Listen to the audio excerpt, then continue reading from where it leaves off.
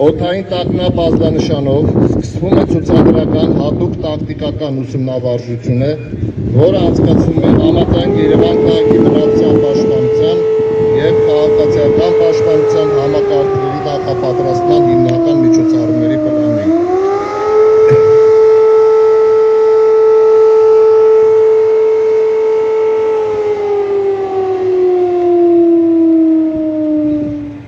Ուսումնավարժությանը ներգրաված են ներքին գործերի նախարարության փրկական ծառայության սրտորաբաժանումները, Երևան քաղաքի օպերատիվ հերթապահության և վթարային ծառայություն իրականացնող ուժերը, Արմսվիթ ՍՊ ընկերության ղեկավարն և ներկայացնում ստեղծված իրավիճակը։ Արմսվիթ սահմանափակ պատասխանությամբ ընկերության ղեկավար կազմը անմիջապես կազմակերպում է աշխատակիցների պատասպարումը ընկերության նկուղում։ Իրականացվում է պատասպարվողների դուրսբերում։ Աշխատակիցները կազմակերպված դուրս են գալի նկուղից և հավաքվում ընկերության հարակից անվտանգ վայրում։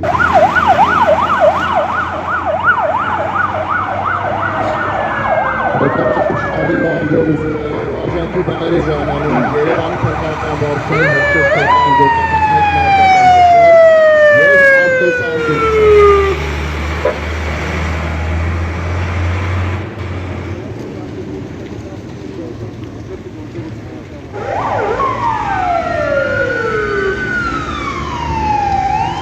Առաջի տեղամասն ժամանում ներքին գործերի նախարարության, փրկական ծառայության, հոգեբանական աջակցության և բժշկական ապահովման վարչության, հերթապահ բուժանձնակազմը։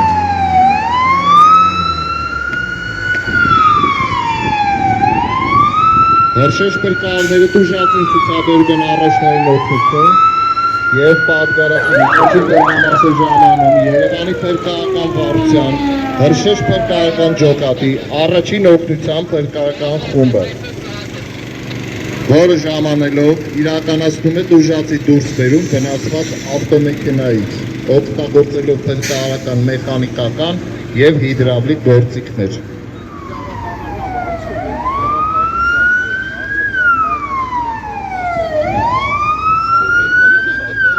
Դեպքի վայրի ժամանում շտապ օգնության 1 բրիգադ։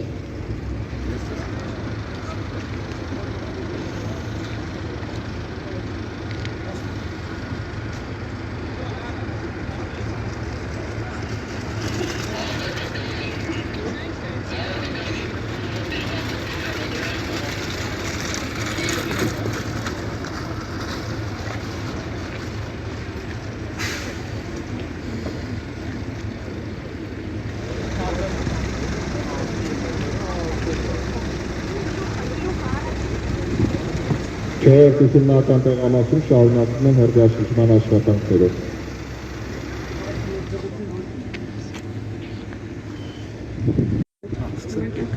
Վարժանքը գնահատում ենք դրական,